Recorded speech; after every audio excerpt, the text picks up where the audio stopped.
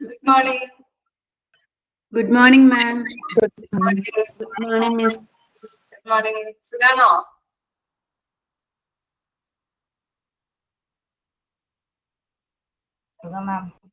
Sugano, അല്ലേ? Okay, ഇന്നലെ അവധിയായിരുന്നു അല്ലേ? Okay, ഇപ്പോ നമ്മൾ എടുത്തുകൊണ്ടിരുന്നത് എന്തായിരുന്നു? Structuring medical records to carry out functions like admissions, discharge, treatment history, etc. അപ്പോ നമ്മൾ 2 പോയിന്റ് പറഞ്ഞല്ലേ അല്ലേ? എന്തൊക്കെയാണെന്ന് പറഞ്ഞാൽ നമ്മൾ അഡ്മിഷനുമായിട്ട് ബന്ധപ്പെട്ട് ഡിസ്ചാർജ് അതുപോലെ തന്നെ പേജ് നമ്പർ ഒന്ന് പറഞ്ഞു കൊടുക്കും കേട്ടോ.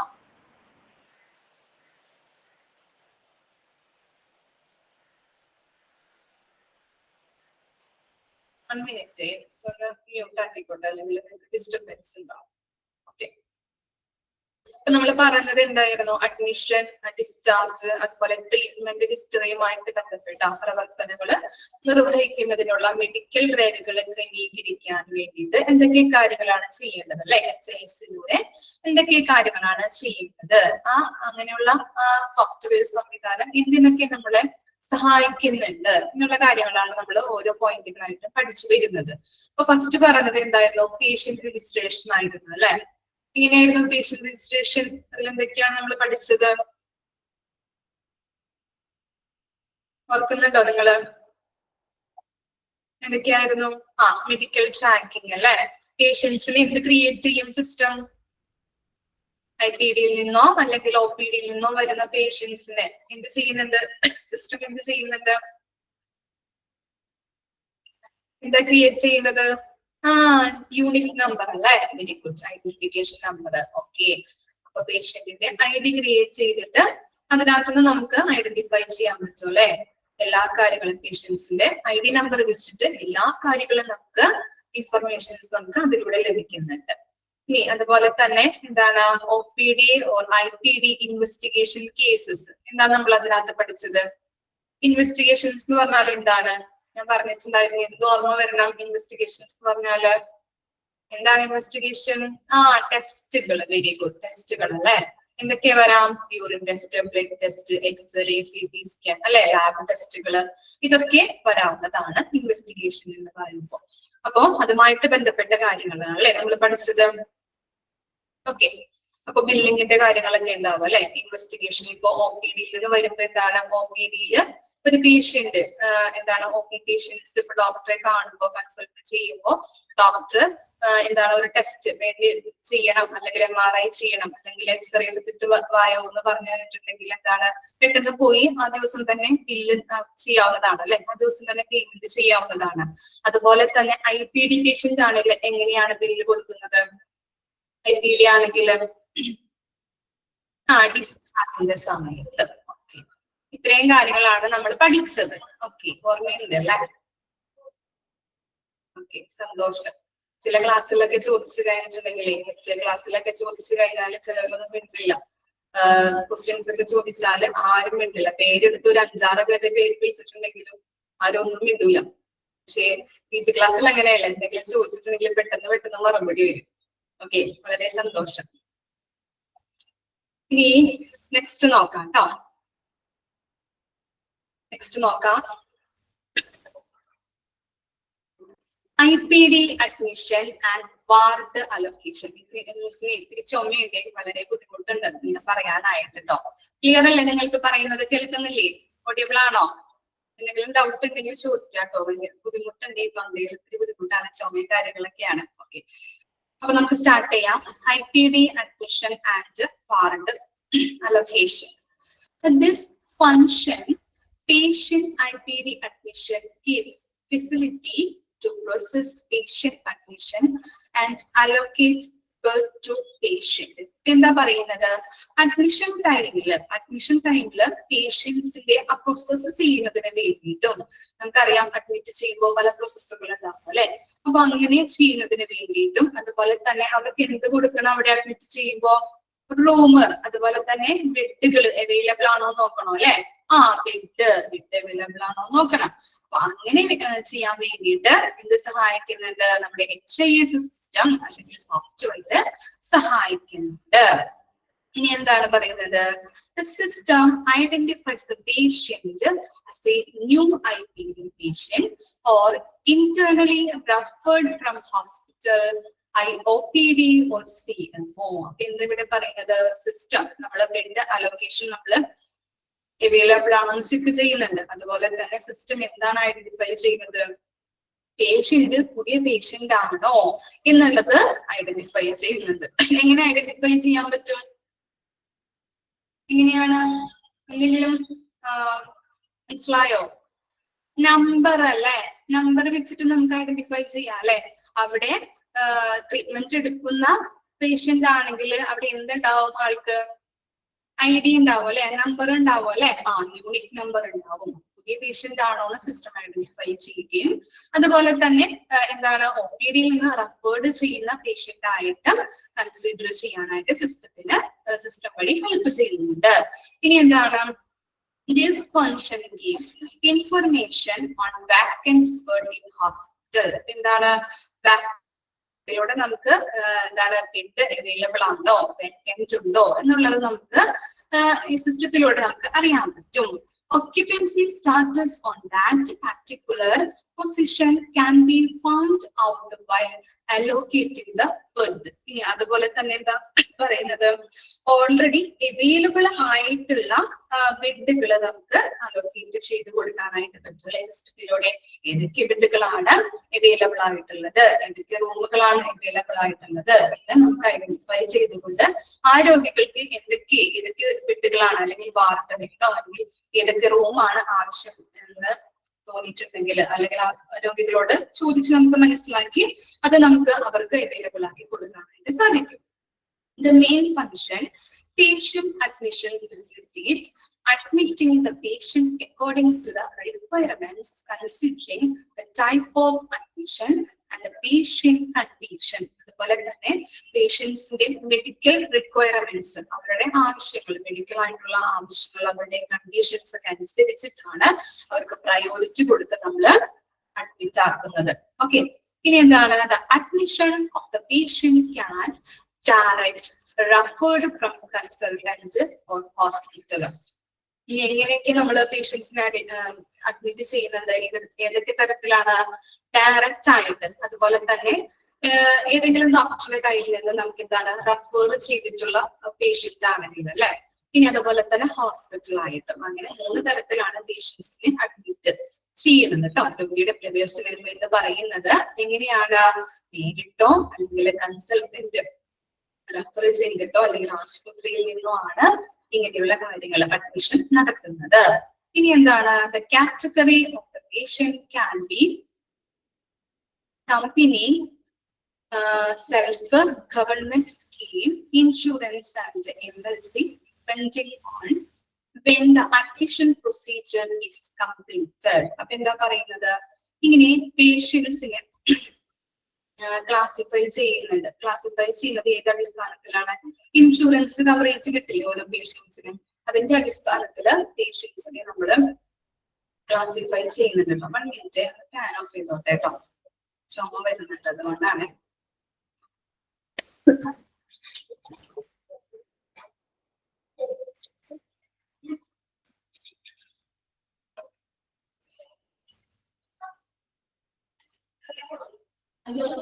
ഓക്കെ, അപ്പൊ പേഷ്യൻസിനെ ക്ലാസിഫൈ ചെയ്യുന്നത് ഇൻഷുറൻസ് കവറേജിന്റെ അടിസ്ഥാനത്തിലാണ്. എങ്ങനെയൊക്കെയാണ് നമുക്ക്? ഫസ്റ്റ് വൺ പറയുന്നത് കമ്പനി എന്ന് പറയുമ്പോൾ നമ്മൾ പ്രൈവറ്റ് ആയിട്ട് നമ്മുടെ ഇൻഷുറൻസ് എടുക്കാറുണ്ട് അല്ലെ. അപ്പൊ അതാണ് പറയുന്നത് കമ്പനി എന്ന് പറഞ്ഞാല് പ്രൈവറ്റ് ഇൻഷുറൻസ്. അതുപോലെ സെൽഫായിട്ട് നമ്മൾ ഇൻഷുറൻസ് എടുക്കാറുണ്ട്, ഗവൺമെന്റ് സ്കീം ബേസിൽ എടുക്കാറുണ്ട്. അതുപോലെ തന്നെ എന്താ പറയുന്നത്? എന്താണ്? MLC, depending when the admission procedure is completed. MLC കേസുകൾ എന്ന് പറഞ്ഞാൽ എന്താണ് അറിയോ? MLC മെഡിക്കോ ലീഗൽ കേസസുകൾ അല്ലെ. ഓക്കെ, അവർക്കും എന്താണ് പ്രത്യേക രീതിയിൽ ഇങ്ങനെയുള്ള മെഡിക്കോ ലീഗൽ കേസുകൾ വന്നിട്ടുണ്ടെങ്കിലും അങ്ങനെയുള്ള ഇൻഷുറൻസ് കവറേജ് കിട്ടുന്നുണ്ട്. അപ്പൊ ഇങ്ങനെയുള്ള അടിസ്ഥാനത്തിലാണ് നമ്മുടെ insurance patient company self government scheme insurance medical legal cases. Okay, ഇനി എന്താണ്? Once the patient is admitted in the hospital the room charge started from the time of admission. ഇനി എന്താണ്? ഒരു പേഷ്യൻസിനെ നമ്മള് ഹോസ്പിറ്റലിൽ അഡ്മിറ്റ് ആക്കും അല്ലെ. അപ്പൊ എന്താണ് ആദ്യത്തെ എന്താണ് അഡ്മിറ്റ് ആക്കുമ്പോൾ തന്നെ എന്താണ് നമ്മൾ അവിടെ ആ റൂമിന് നമ്മള് ചാർജ് സ്റ്റാർട്ട് ചെയ്യുന്നുണ്ട്. ഓക്കെ, അഡ്മിറ്റ് ആയി ഒരു റൂമിൽ പ്രവേശിപ്പിച്ച് കഴിഞ്ഞിട്ടുണ്ടെങ്കിൽ അപ്പോ തൊട്ട് സ്റ്റാർട്ട് ചെയ്യുന്നുണ്ട്, റൂം ചാർജ് സ്റ്റാർട്ട് ചെയ്യുന്നുണ്ട്. ഇനി എന്താണ്? The case is paper of the patient is printed from the system and is sent to the respective nursing station. ഇനി എന്താ പറയുന്നത്? രോഗിയുടെ കേസ് പേപ്പർ സിസ്റ്റത്തിൽ നിന്ന് പ്രിന്റ് ചെയ്ത് അത് ബന്ധപ്പെട്ട നഴ്സിംഗ് സ്റ്റേഷനിലേക്ക് അയച്ചു കൊടുക്കുന്നു. ഓക്കെ, സിസ്റ്റം തന്നെയാണ് ചെയ്യുന്നത്. രോഗിയുടെ കേസ് പേപ്പർ സിസ്റ്റത്തിൽ പ്രിന്റ് ചെയ്യുകയും എന്നിട്ട് എന്ത് ചെയ്യുന്നുണ്ട്? നഴ്സിംഗ് സ്റ്റേഷനിൽ അത് ബന്ധപ്പെട്ട ഏത് നഴ്സിംഗ് സ്റ്റേഷൻ ആണോ അതിലേക്ക് അത് സിസ്റ്റത്തിലൂടെ അയച്ചു കൊടുക്കുന്നു. Once the admission of the patient is completed, the IPD identification number is created by the system for the particular admission of the patient. അതുപോലെ തന്നെ പറയുന്നത് രോഗിയുടെ അഡ്മിഷൻ പൂർത്തിയായി കഴിഞ്ഞിട്ടുണ്ടെങ്കിൽ ആ പ്രത്യേക രോഗിയുടെ പ്രവേശനവുമായിട്ട് ബന്ധപ്പെട്ട് സിസ്റ്റം IPD ഐഡന്റിഫിക്കേഷൻ നമ്പർ സൃഷ്ടിക്കുന്നുണ്ട് അല്ലെ. അവിടെ എന്താണ്? ഒരു രോഗിയെ പ്രവേശിപ്പിച്ചു കഴിഞ്ഞിട്ടുണ്ടെങ്കിൽ രോഗിക്ക് എന്ത് ക്രിയേറ്റ് ചെയ്യുന്നുണ്ട്? സിസ്റ്റം എന്താണ് ക്രിയേറ്റ് ചെയ്യുന്നത്?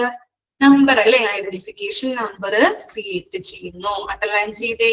The admission of the patient is completed. Admission complete ആയി കഴിഞ്ഞിട്ടുണ്ടെങ്കിൽ എന്ത് ചെയ്യുന്നുണ്ട്? സിസ്റ്റം ക്രിയേറ്റ് ചെയ്യുന്നുണ്ട് അല്ലെ. എന്താണ് ക്രിയേറ്റ് ചെയ്യുന്നത്? Identification number. ഓക്കെ, അണ്ടർലൈൻ ചെയ്തോ? ഓക്കെ. ഇനി നെക്സ്റ്റ് നോക്കാം. The IPD admit card are also print along with the case paper. ഇനി എന്താണ്? കേസ് പേപ്പറിനോടൊപ്പം തന്നെ IPD അഡ്മിറ്റ് കാർഡും അച്ചടിക്കുന്നുണ്ട്. ഓക്കെ, അഡ്മിറ്റ് കാർഡും പ്രിന്റ് ചെയ്യുന്നുണ്ട്.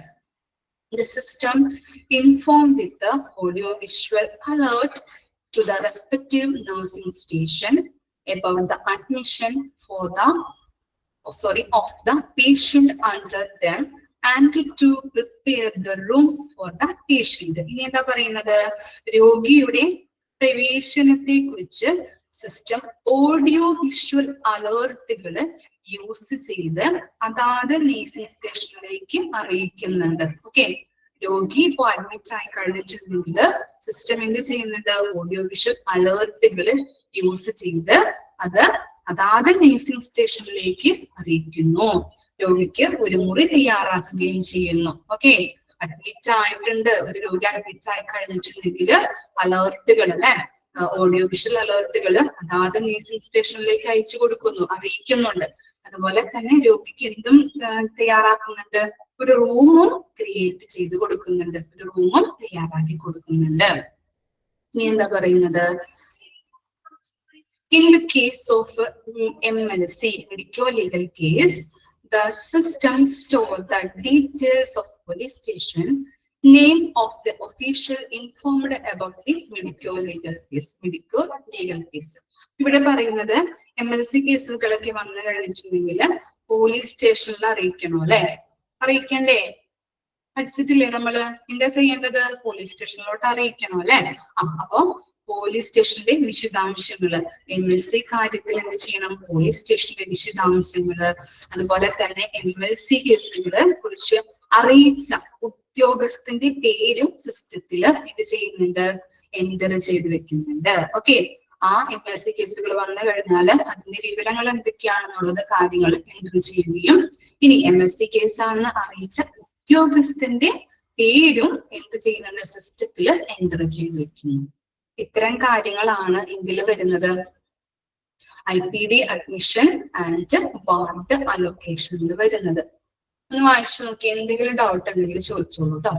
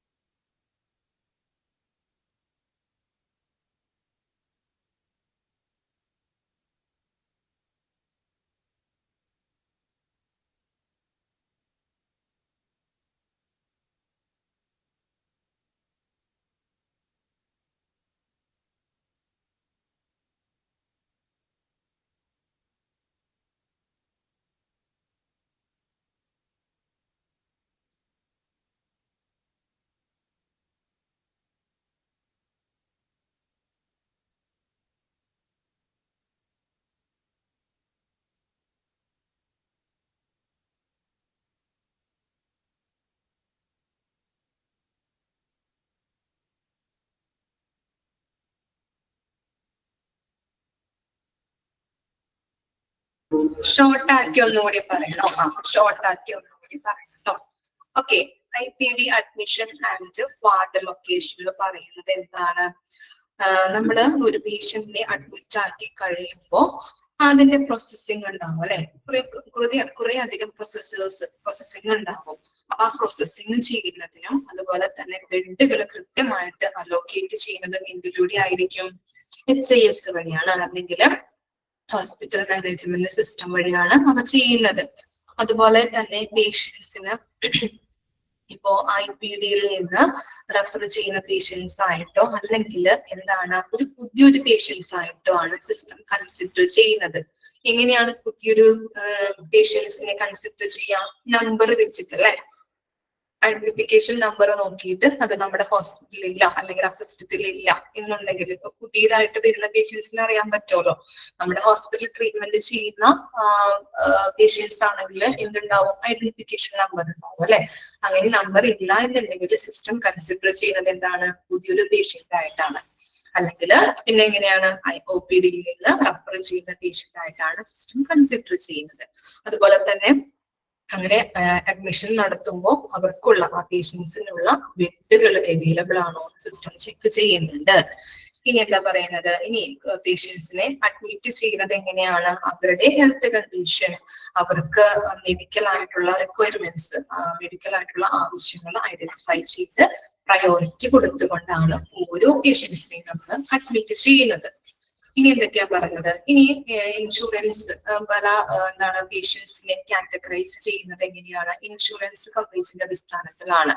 നമ്മൾ ചിലപ്പോ പ്രൈവറ്റ് ആയിട്ട് ഇൻഷുറൻസ് എടുത്തവരുണ്ടാവാം, അല്ലെങ്കിൽ സെൽഫായിട്ട് എടുത്തവരുണ്ടാവാം, ഗവൺമെന്റ് സ്കീമുകൾ ഉപയോഗിച്ച് ഇൻഷുറൻസ് എടുത്തവരുണ്ടാവാം, അല്ലെങ്കിൽ മെഡിക്കോ ലീഗൽ കേസുകളൊക്കെ വരുമ്പോ അതിനും പ്രത്യേക രീതിയിലുള്ള ഇൻഷുറൻസുകളൊക്കെ ഉണ്ട്. അപ്പൊ അങ്ങനെ കാറ്റഗറൈസ് ചെയ്യുന്നുണ്ട്.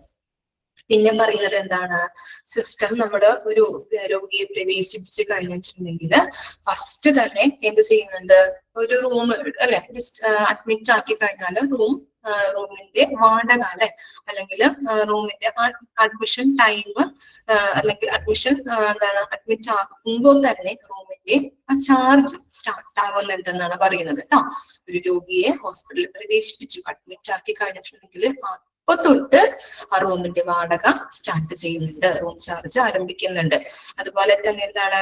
രോഗിയുടെ കേസ് പേപ്പർ സിസ്റ്റത്തിൽ പ്രിന്റ് ചെയ്യുകയും അതാത് അതിനോട് ബന്ധപ്പെട്ട നഴ്സിംഗ് സ്റ്റേഷനിലേക്ക് അയച്ചു കൊടുക്കുകയും ചെയ്യുന്നു. ഇനി എന്താണ്? രോഗിയുടെ അഡ്മിഷൻ പൂർത്തിയാക്കി കഴിഞ്ഞാല് പ്രത്യേക രോഗിയുടെ ആവശ്യത്തിനായിട്ട് സിസ്റ്റം എന്ത് ചെയ്യുന്നുണ്ട്, IPD അഡ്മിഷൻ നമ്പർ എന്ത് ചെയ്യുന്നുണ്ട്, എൻട്രി ചെയ്യും അല്ലെ, അതിലേക്ക് ആ സിസ്റ്റത്തിലേക്ക് എൻട്രി ചെയ്ത് വെക്കുന്നു. ഇനി എന്താണ്, അതോടൊപ്പം തന്നെ കേസ് പേപ്പറിനോടൊപ്പം രോഗിക്ക് ഒരു കേസ് പേപ്പർ ഉണ്ടാവുമല്ലോ, ആ കേസ് പേപ്പറിനോടൊപ്പം IPD അഡ്മിറ്റ് കാർഡും അച്ചടിക്കുന്നുണ്ട്. അതുപോലെ തന്നെ എന്താണ്, ഇങ്ങനെ രോഗിയെ അഡ്മിറ്റ് ആക്കി കഴിയുമ്പോൾ സിസ്റ്റം എന്ത് ചെയ്യുന്നുണ്ട്, ഓഡിയോ വിഷ്വൽ അലേർട്ടുകള് യൂസ് ചെയ്തുകൊണ്ട് അതാത് നേഴ്സിംഗ് സ്റ്റേഷനിലേക്ക് അറിയിക്കുകയും രോഗിക്ക് ഒരു മുറി തയ്യാറാക്കി കൊടുക്കുകയും ചെയ്യുന്നു. ഇനി എന്താണ്, MLC കേസുകളൊക്കെ വന്നു കഴിഞ്ഞിട്ടുണ്ടെങ്കിൽ അതിന്റെ വിശദാംശങ്ങള് സിസ്റ്റത്തിൽ എൻട്രി ചെയ്ത് വെക്കുകയും MLC കേസുകളാണെന്ന് അറിയിച്ച ഉദ്യോഗസ്ഥന്റെ പേര് അവിടെ ആ സിസ്റ്റത്തിൽ എൻട്രി ചെയ്യുകയും ചെയ്യും. ഇത്തരം കാര്യങ്ങളാണ് ഇതിനകത്ത് വരുന്നത്.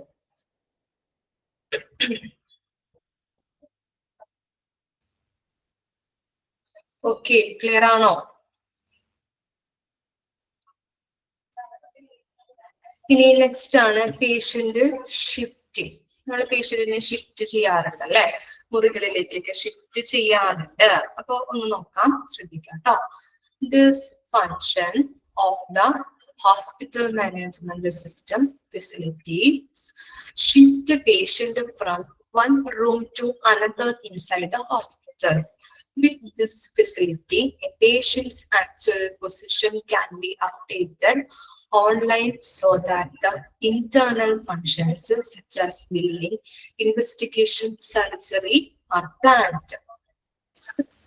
The position of the patient is very important since all the charge are like surgery procedures, investigation are related to the room category. ഇതിനകത്ത് പറയുന്നത് ഇത്രയും കാര്യങ്ങൾ ചെറിയ ചുരുക്ക രൂപത്തിൽ പറഞ്ഞു തരാം. പേഷ്യന്റ് ഷിഫ്റ്റിംഗ് എന്ന് പറഞ്ഞിട്ടുണ്ടെങ്കിൽ നമുക്കറിയാം എന്താണ് HIS അല്ലെ, അല്ലെങ്കിൽ ഹോസ്പിറ്റൽ മാനേജ്മെന്റ് സിസ്റ്റം എന്ന് പറഞ്ഞു കഴിഞ്ഞിട്ടുണ്ടെങ്കിൽ സ്റ്റാഫുകൾക്ക് പേഷ്യൻസിന്റെ ലൊക്കേഷൻ കൃത്യമായിട്ട് കണ്ടുപിടിക്കാൻ സാധിക്കും ഇല്ലേ, HIS വഴി അല്ലെ, ഹോസ്പിറ്റൽ ഇൻഫർമേഷൻ സിസ്റ്റം വഴിയോ അല്ലെങ്കിൽ ഹോസ്പിറ്റൽ മാനേജ്മെന്റ് സിസ്റ്റം വഴിയോ ആ റൂം കൃത്യമായിട്ട് അപ്ഡേറ്റ് ചെയ്യാൻ പറ്റും. എന്നെ കാണുന്നില്ല, ഞാൻ വീഡിയോ ഓഫ് ചെയ്തിരിക്കുന്നതാണ് കേട്ടോ. തൊണ്ടയ്ക്ക് ബുദ്ധിമുട്ടുള്ളത് കാരണേ, അതുകൊണ്ടാണ് അങ്ങനെ ഇരിക്കുന്നത്. കുഴപ്പമുണ്ടോ? ഓക്കെ ഓക്കെ, ഞാൻ പറയുന്നത് ക്ലിയർ അല്ലേ? ഓക്കെ. അപ്പോ പേഷ്യന്റ് ഷിഫ്റ്റിംഗ് എന്ന് പറഞ്ഞു കഴിഞ്ഞിട്ടുണ്ടെങ്കിൽ എന്താണ്, സ്റ്റാഫുകൾക്ക് അവിടെ വർക്ക് ചെയ്യുന്ന ഹോസ്പിറ്റലിൽ വർക്ക് ചെയ്യുന്ന സ്റ്റാഫുകൾക്ക് ഈ HIS വഴി പേഷ്യന്റിന്റെ ലൊക്കേഷൻ കൃത്യമായിട്ട് നമുക്ക് അപ്ഡേറ്റ് ചെയ്യാനായിട്ട് പറ്റും. ആ റൂം, അവര് താമസിക്കുന്ന റൂം എന്ത് ചെയ്യാൻ പറ്റും, അപ്ഡേറ്റ് ചെയ്യാനായിട്ട് സാധിക്കുന്നു. അതുകൊണ്ട് തന്നെ കൃത്യമായിട്ട് പേഷ്യന്റിനെ ട്രാക്ക് ചെയ്യാൻ പറ്റുന്നു അല്ലെ. അവിടെ ആ റൂം അപ്ഡേറ്റ് ചെയ്ത് വെച്ച് കഴിഞ്ഞിട്ടുണ്ടെങ്കിൽ എന്താണ്, പേഷ്യൻസിന്റെ എല്ലാ കാര്യങ്ങളും ട്രാക്ക് ചെയ്യാൻ പറ്റും അല്ലെ. അതുവഴി പേഷ്യൻസിന്റെ എല്ലാ കാര്യങ്ങളും കൃത്യമായിട്ട് ട്രാക്ക് ചെയ്യാൻ പറ്റുന്നു. ഏതൊക്കെയാണ് ഇൻവെസ്റ്റിഗേഷൻ, ബില്ലിങ്, സർജറി, ഇതൊക്കെ കൃത്യമായിട്ട് പ്ലാൻ ചെയ്യാൻ സാധിക്കും. ഇത്രയും കാര്യങ്ങളാണ് ആ ചെറിയൊരു പാരഗ്രാഫിൽ പറയുന്നത്. ക്ലിയർ ആയോ? എന്തൊക്കെയാണ് പറഞ്ഞത്? പേഷ്യൻസിന്റെ അവിടെ വർക്ക് ചെയ്യുന്ന സ്റ്റാഫുകൾക്ക് പേഷ്യൻസിന്റെ HIS വഴി, ഹോസ്പിറ്റൽ മാനേജ്മെന്റ് സിസ്റ്റം വഴി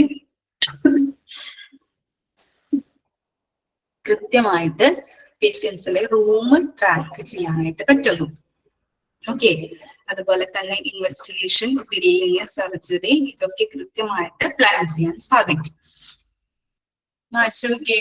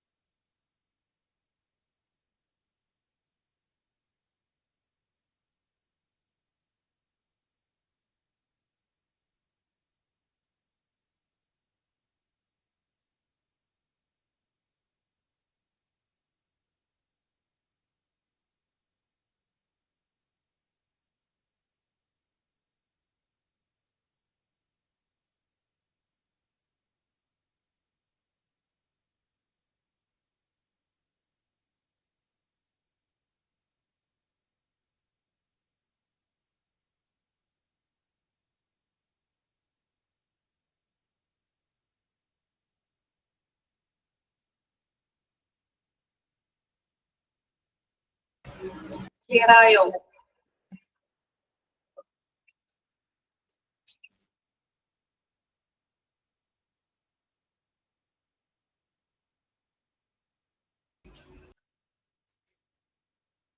നെക്സ്റ്റ് നോക്കാം. Deposit, advance, refunds, discount and concessions. Okay, അപ്പൊ ഇവിടെ പറയുന്നത് ഇനി ഈ പാരഗ്രാഫിൽ പറയുന്നത് എന്താണെന്ന് നോക്കിയേ. This function of the hospital management system facilitates all kinds of financial transaction from the patient. അപ്പോ ഹോസ്പിറ്റലിലേക്കുള്ള ഡെപ്പോസിറ്റുകള്, അതുപോലെ തന്നെ അഡ്വാൻസുകള്, അതുപോലെ റീഫണ്ടുകള്, ഡിസ്കൗണ്ടുകളൊക്കെ, ഇങ്ങനെയുള്ള പ്രവർത്തനങ്ങളൊക്കെ രോഗികൾക്ക് എന്താണ് HIS വഴി നല്ല രീതിയിൽ കാര്യങ്ങൾ, പ്രവർത്തനങ്ങളൊക്കെ ചെയ്യാനായിട്ട് സഹായിക്കുന്നുണ്ട്. ഇങ്ങനെയുള്ള കാര്യങ്ങൾ ചെയ്യാനായിട്ട്, ഡെപ്പോസിറ്റ് ചെയ്യാനായിട്ട്, അഡ്വാൻസുകൾ അടയ്ക്കാനായിട്ട്, റീഫണ്ട് ചെയ്യാനായിട്ട്, ഡിസ്കൗണ്ട് കൊടുക്കാനായിട്ട്, അങ്ങനെയുള്ള എല്ലാ പ്രവർത്തനങ്ങളും HIS വഴി സുഗമമാക്കുന്നുണ്ട്. Function plays a vital role in payment recovery from patient from time to time during stay. ഇനി എന്താണ്? താമസ സമയത്ത് രോഗികളിൽ നിന്ന് കാലാകാലങ്ങളില് പണമടക്കല്, അത് വീണ്ടെടുക്കല്, അങ്ങനെയുള്ള പ്രവർത്തനങ്ങള് ഒരു പ്രധാന പങ്ക് വഹിക്കുന്നുണ്ട്. ഇതൊക്കെ എങ്ങനെയാണ് ചെയ്യുന്നത്? ഇതൊക്കെ എങ്ങനെയാണ് ചെയ്യാൻ പറ്റുക? പേയ്മെന്റ് ചെയ്യുന്നതൊക്കെ HIS വഴിയാണ് അല്ലെ? ഓക്കെ, ഇനി നെക്സ്റ്റ് ആണ് advance from the patient depends on the type of admission. The patient and the patient category is prompted by the system. രോഗികളിൽ നിന്നുള്ള അഡ്വാൻസുകള്, അതുപോലെ തന്നെ സിസ്റ്റം എങ്ങനെയാണ് കണക്കാക്കുന്നത്? അഡ്വാൻസുകൾ എങ്ങനെയാണ്? അഡ്മിഷൻ തരത്തെ ആശ്രയിച്ചിരിക്കുന്നു. അല്ലെ? ഒരു എന്താണ്, ഒരു സർജറിയുമായിട്ട് ബന്ധപ്പെട്ട ഒരു രോഗി അഡ്മിറ്റ് ആയി കഴിഞ്ഞാൽ അവരിൽ നിന്നും കൂടുതൽ കാശുകൾ നമ്മൾ അഡ്വാൻസ് ആയിട്ട് വാങ്ങിക്കാറില്ലേ? അപ്പൊ അഡ്മിഷൻ ടൈമിൽ എന്താണ് രോഗികളുടെ അപ്പൊ അഡ്മിഷൻ തരത്തെ ആശ്രയിച്ചിരിക്കുന്നു അഡ്വാൻസ് വാങ്ങിക്കുന്നത്. ഓക്കെ, അതുപോലെ തന്നെ ഇന്ററിംഗ് ബില്ല്. ഇന്ററിംഗ് ബില്ല് എന്ന് പറഞ്ഞാൽ എന്താ? ഇന്ററിംഗ് ബില്ല് അറിയോ? ഇന്ററിംഗ് ബില്ല് എന്താണെന്ന് ജസ്റ്റ് ഒന്ന് എഴുതിയെടുത്തോളൂ കേട്ടോ, മിസ് പറഞ്ഞുതരാം. അവിടെ തന്നെ ഒന്ന് എഴുതി വെച്ചാൽ മതി. ഇന്ററിംഗ് ബിൽ മീൻസ്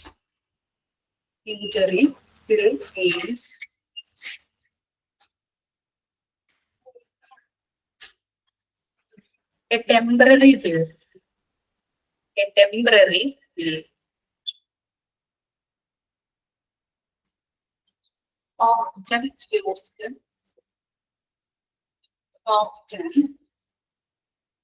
often issued ആണ് കേട്ടോ. often issued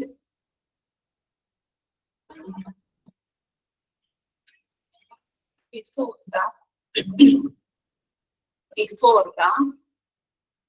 miss വായിക്കാം. Interim bill means temporary bill often issued before the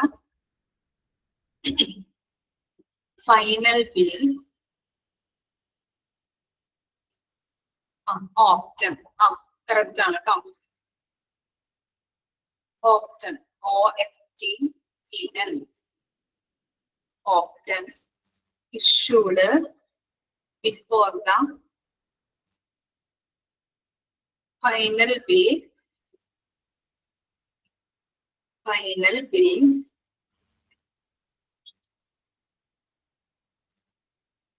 for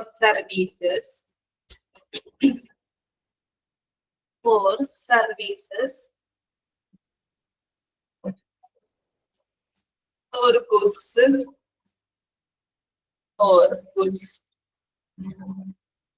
provided.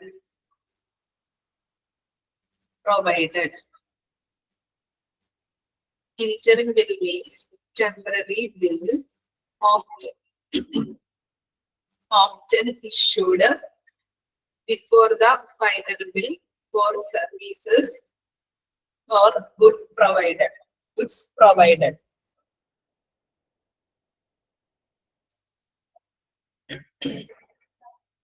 Okay.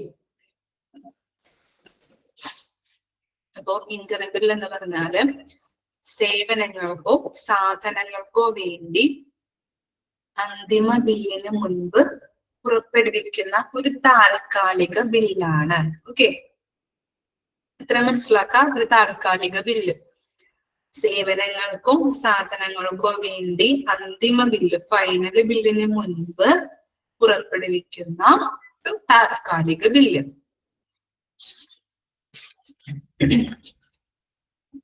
Okay, അപ്പോ നമ്മൾ പറഞ്ഞത് the interim bill versus advance ratio is also maintained to carry out the recovery planning.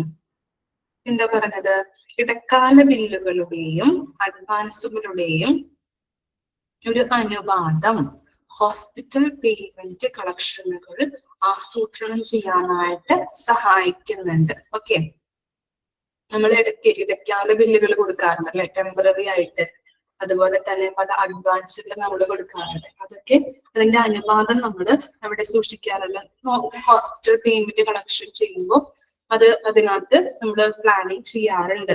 Okay, ഇനി അതുപോലെ തന്നെ എന്താ പറയുന്നത്? Advance and deposit are accepted by billing or cash counter are directly posted into account. അതുപോലെ തന്നെ എന്താണ്?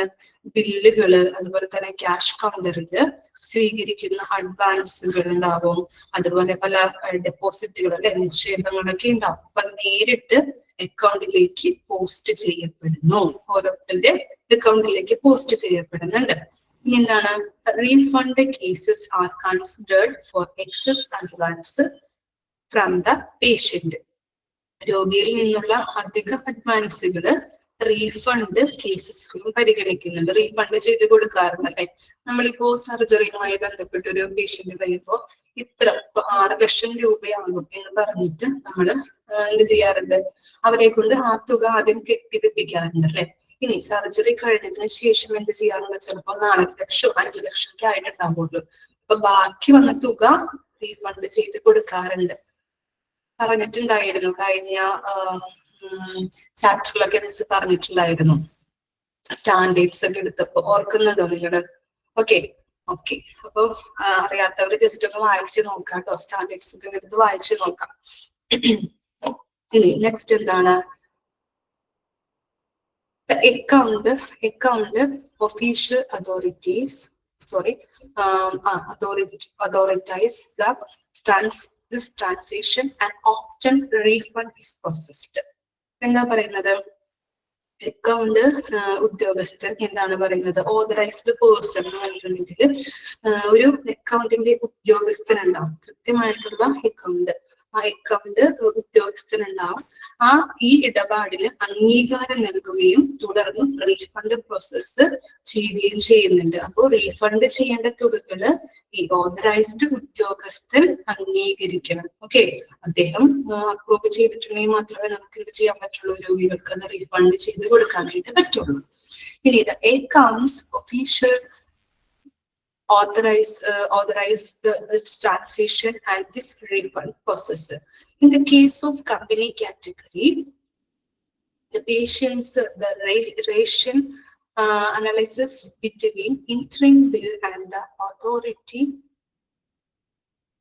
letter amount by the company is compared for further actions.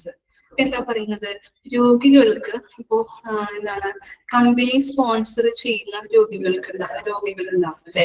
ഇല്ലേ? ഇപ്പോ എന്താണ് കമ്പനിയിൽ വർക്ക് ചെയ്യുന്നവരൊക്കെ ആണെങ്കിൽ അവർക്ക് എന്തെങ്കിലും ചികിത്സയ്ക്ക് വേണ്ടിയിട്ട് കമ്പനിയിൽ നിന്ന് പണമൊക്കെ കിട്ടാറുണ്ട് ഇല്ലേ? അങ്ങനെ കമ്പനി സ്പോൺസർ ചെയ്യുന്ന രോഗികൾക്ക് ആശുപത്രികള് ഇടക്കാല ബില്ലുകള് എന്ത് കൊടുക്കാറുണ്ട്? അടുത്ത ബില്ലുകളും അതുപോലെ തന്നെ അടുത്ത ഘട്ടവും തീരുമാനിക്കാനായിട്ടുള്ള ഇപ്പോ അവര് കൊടുക്കുന്നത് എങ്ങനെയാണെന്ന് അറിയോ? ചിലപ്പോ അതിന് ഘട്ടമായിട്ടായിരിക്കും. ഇപ്പൊ സർജറിയുമായിട്ട് ബന്ധപ്പെട്ട് കുറച്ച് പണം കൊടുക്കും. സർജറി കഴിഞ്ഞിട്ട് ചിലപ്പോൾ കുറച്ച് പണം കൊടുക്കും. അങ്ങനെ ഘട്ടം ഘട്ടമായിട്ടായിരിക്കും എന്ത് ചെയ്യുന്നത്, കമ്പനി എമൗണ്ട് കൊടുക്കുന്നത്. മനസ്സിലായോ? കമ്പനി സ്പോൺസർ ചെയ്ത രോഗികൾക്ക്, കമ്പനി സ്പോൺസർ ചെയ്ത് കൊടുക്കുന്ന രോഗികൾക്കൊക്കെ എന്താണ്, ഘട്ടം ഘട്ടമായിട്ടായിരിക്കും ചിലപ്പോൾ അവർ കൊടുക്കുന്നത്, കമ്പനിയിൽ നിന്ന് പണം കൊടുക്കുന്നത് കേട്ടോ.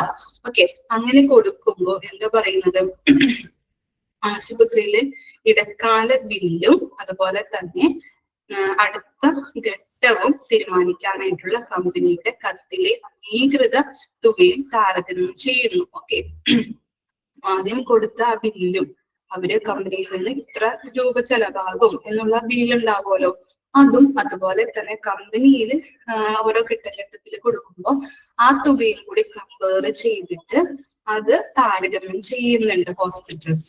മനസ്സിലായോ ഉദ്ദേശിച്ചത്?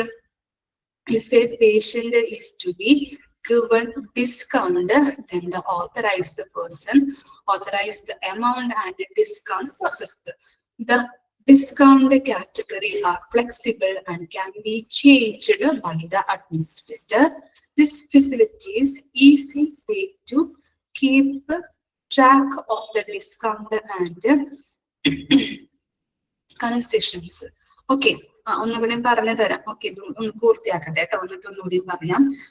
എന്താ പറയുന്നത്, രോഗികൾക്ക് അഡ്വാൻസ് നൽകണമെങ്കിൽ, രോഗികൾക്ക് അത്രയും തുക ആയിട്ടില്ല, അപ്പോ ഇവിടെ എന്താണ് അഡ്വാൻസ് തുക രോഗിക്ക് നൽകണമെങ്കിൽ അംഗീകൃത വ്യക്തിയുടെ ഓതറൈസ്ഡ് പേഴ്സൺ ഉണ്ടാവുമല്ലോ, ആ തുക അംഗീകരിക്കുകയും അതിൽ നിന്ന് കിഴിവ് പ്രോസസ്സ് ചെയ്യുകയും ചെയ്യുന്നു. ഇനി എന്തെങ്കിലും കിഴിവുകൾ ഉണ്ട് അല്ലെങ്കിൽ ഡിസ്കൗണ്ട് ഉണ്ടെങ്കിൽ അത് പ്രോസസ് ചെയ്യുകയും ചെയ്യുന്നത് ആരാണ്?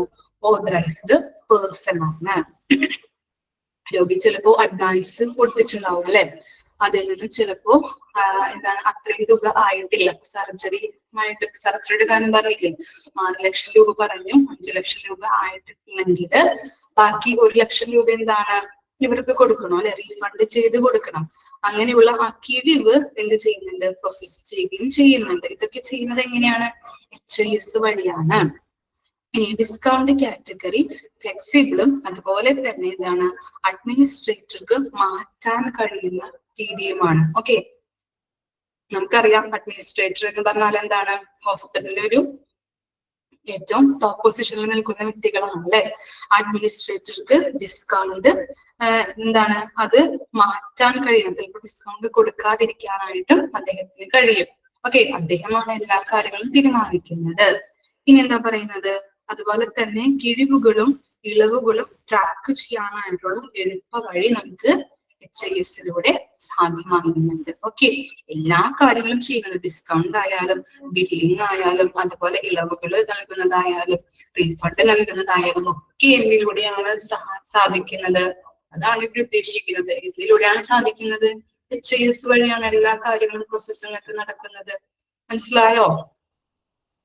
HIS വഴിയാണ്. ഇനി ഒന്ന് വായിച്ചു നോക്കിയേ.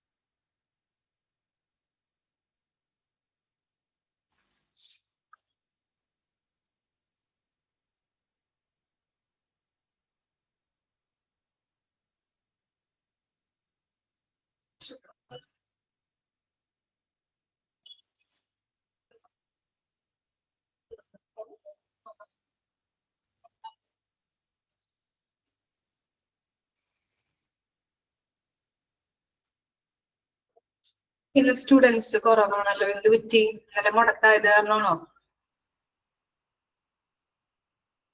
ഇതിനെക്കാട്ടും കൂടുതൽ പിള്ളേരുണ്ടാവാറില്ലേ?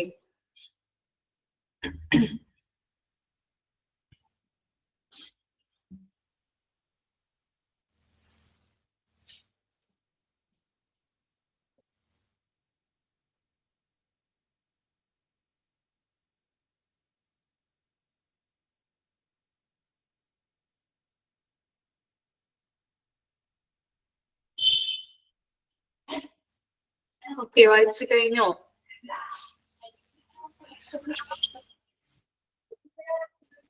ക്ലിയർ അല്ലേ? ഇനി നെക്സ്റ്റ് നമുക്ക് നോക്കാം കേട്ടോ. Next ആണ് following the main reports or outputs generated by the HIS. അപ്പോൾ HIS ജനറേറ്റ് ചെയ്യപ്പെട്ടിട്ടുള്ള ഒരു മെയിൻ റിപ്പോർട്ടുകളാണ് ഇവിടെ കൊടുത്തിരിക്കുന്നത്. അടിയിൽ ഓരോ ഭാഗങ്ങളായിട്ട് കൊടുത്തിരിക്കുന്നത്. ഏതൊക്കെ റിപ്പോർട്ടുകളാണ് നോക്കാം കേട്ടോ. ഫസ്റ്റ് പോയിന്റ് എന്താണ്?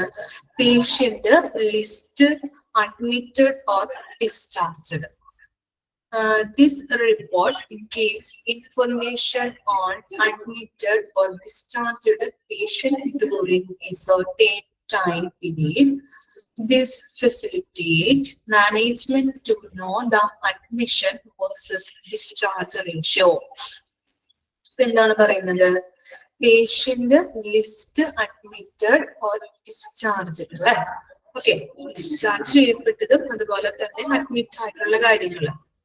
നിശ്ചിത കാലയളവില് ആശുപത്രിയിൽ പ്രവേശിപ്പിച്ചതും അഡ്മിറ്റ് ആക്കിയിട്ടുള്ളതും അതുപോലെ തന്നെ ഡിസ്ചാർജ് ചെയ്തതുമായിട്ടുള്ള രോഗികളുടെ റിപ്പോർട്ടാണ് ഇവിടെ പറയുന്നത് അല്ലെ. ഡിസ്ചാർജ് ചെയ്തിട്ടുള്ളതും അഡ്മിറ്റ് ആക്കിയിട്ടുള്ളതുമായ രോഗികളുടെ റിപ്പോർട്ട്. വേറെ സൗണ്ട് ഡിസ്റ്റർബൻസ് ഉണ്ടോ? ഓക്കെ, 1 minute കേട്ടോ.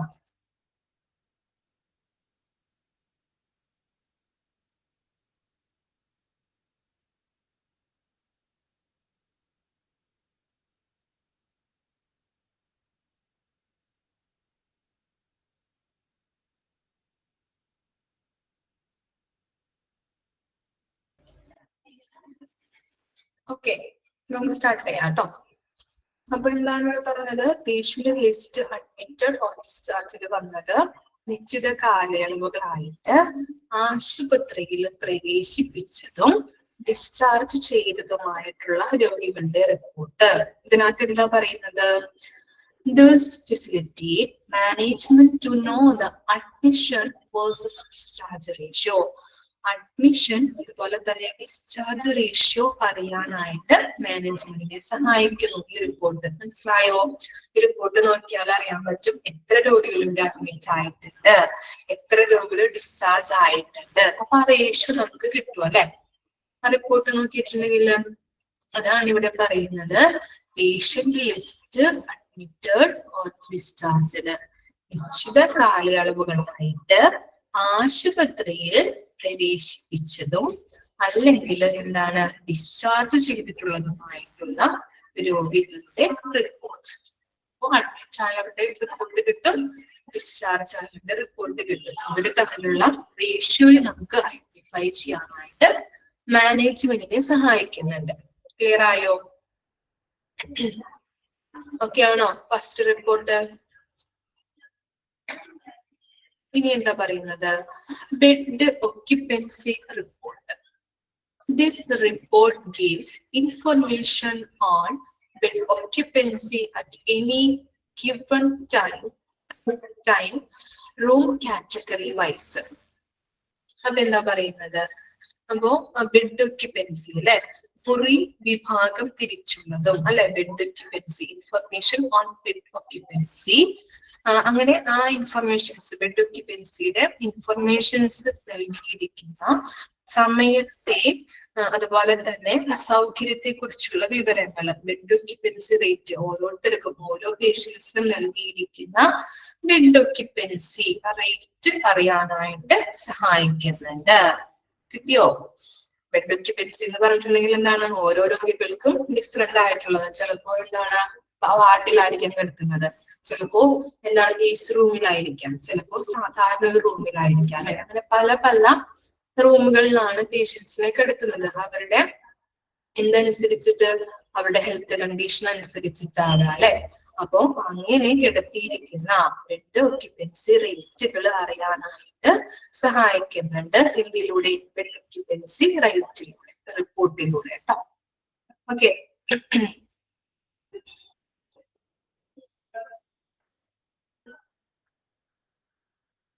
ക്ലിയർ ആണോ? ഓക്കെ, ഒരു നിശ്ചിത സമയത്തിനുള്ളില് അല്ലെ, നിശ്ചിത സമയത്തിനുള്ളില് ഇങ്ങനെ ബെഡ് ഒക്യുപ്പൻസി റേറ്റ് ആർക്കൊക്കെയാണ് ഇത്തരത്തിലുള്ള ബെഡുകൾ അവൈലബിൾ ആക്കി കൊടുത്തിട്ടുള്ളത്, അങ്ങനെയുള്ള റിപ്പോർട്ടുകളാണ് ഈ ബെഡ് ഒക്യുപ്പൻസി റിപ്പോർട്ടിൽ നമുക്ക് അറിയാനായിട്ട് പറ്റുന്നത്. ഇനി നെക്സ്റ്റ് ആണ് പറയുന്നത് റൂം കാറ്റഗറൈസ് ചെയ്യും. മനസ്സിലായില്ല? ഞാൻ പറഞ്ഞില്ലേ, ഇപ്പോ എന്താണ്, ചിലപ്പോ ഓരോരുത്തർക്ക് വാർഡായിരിക്കാം. ടൈപ്പ് മനസ്സിലായോ?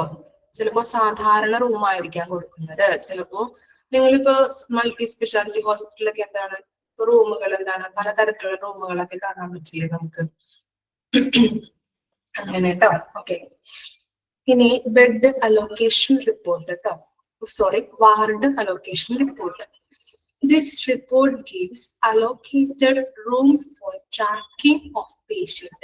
എന്താ പറയുന്നത്? പേഷ്യൻസിന് ഏതൊക്കെ മുറികളാണ് അലോക്കേറ്റ് ചെയ്ത് കൊടുത്തിരിക്കുന്നതെന്ന് മാനേജ്മെന്റിന് അറിയാനായിട്ട് സഹായിക്കുന്നു. ഏതൊക്കെയാണ്?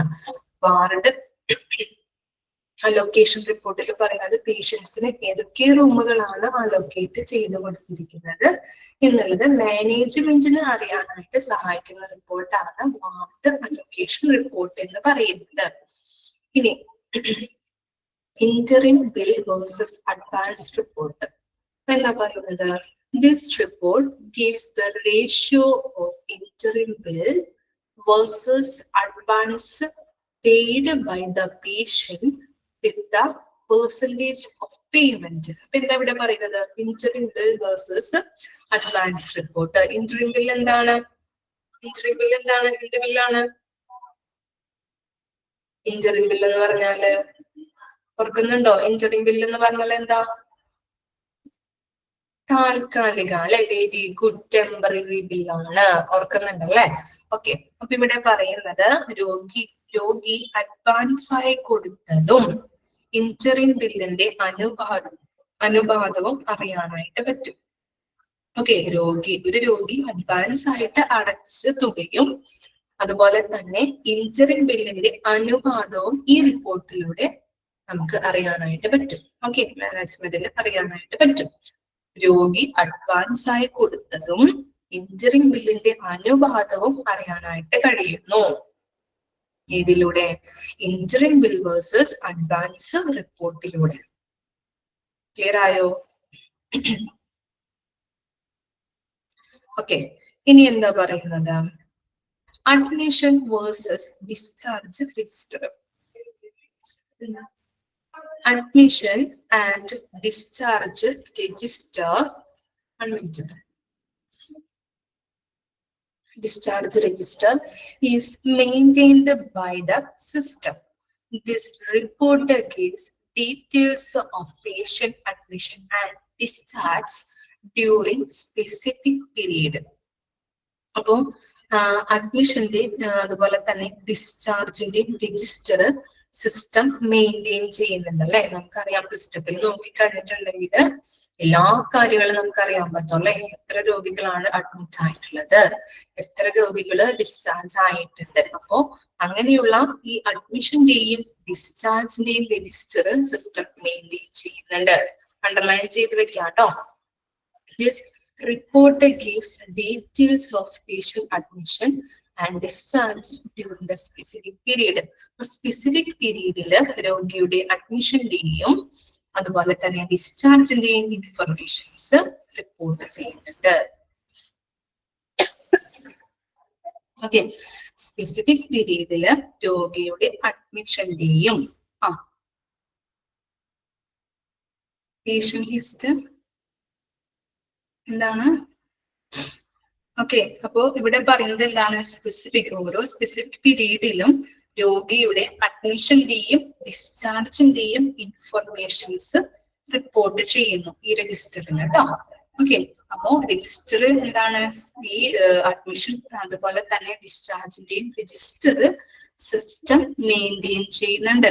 അതിലൂടെ നോക്കിക്കഴിഞ്ഞിട്ടുണ്ടെങ്കിൽ എന്താണ്? ഓരോ സ്പെസിഫിക് പീരീഡിലും ഡിസ്ചാർജ് ആയിട്ടുള്ള പേഷ്യൻസ് അതുപോലെ തന്നെ അഡ്മിറ്റ് ആയിട്ടുള്ള പേഷ്യൻസ് ആരൊക്കെയാണെന്ന് നമുക്ക് ഐഡന്റിഫൈ ചെയ്യാനായിട്ട് സഹായിക്കുന്നു. ഓക്കെ, ഇത്രയും വരെയാണ് മിസ് എടുക്കുന്നത്. ഇത്രയും വരെ ഒന്ന് വായിച്ചിട്ട് വരാം കേട്ടോ. ക്ലാസ് എടുക്കാൻ ഇത്തിരി ബുദ്ധിമുട്ടുണ്ടായിരുന്നു എന്ന്, ചുമയും കാര്യങ്ങളൊക്കെയാണ്, അതുകൊണ്ടാണ്. നിങ്ങൾക്ക് മനസ്സിലായോ ഇന്ന് ക്ലാസ് എടുത്തത്? ഓക്കെ ആണ്. ഇത്രയും വരെ എടുത്തതില് ഓക്കെ, ഇത്രയും നിങ്ങൾ പ്രാർത്ഥിച്ചോളൂ കേട്ടോ മാറാനായിട്ട്. ഓക്കെ, അപ്പൊ ഇത്രയും വരെ എടുത്തതിൽ എന്തെങ്കിലും ബുദ്ധിമുട്ടുണ്ടോ? അല്ലെങ്കിൽ ഡൗട്ടോ എന്തെങ്കിലും ഉണ്ടോ? ഇല്ല. Okay, thank you.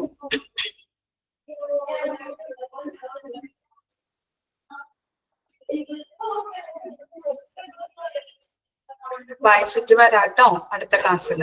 ഓക്കെ.